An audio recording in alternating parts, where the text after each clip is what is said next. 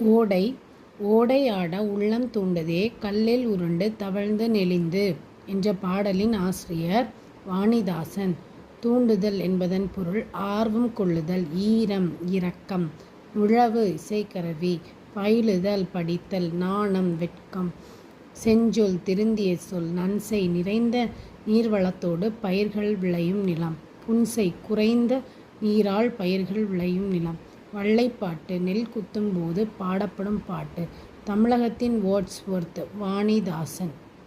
வாணிதாசனின் இயற்பெயர் அரங்கசாமி என்ற எத்திராசலு. வாணிதாசனின் மாணவர் பாரதிதாசன். கவிஞரேறு பாவலர்மணி வாணிதாசன்.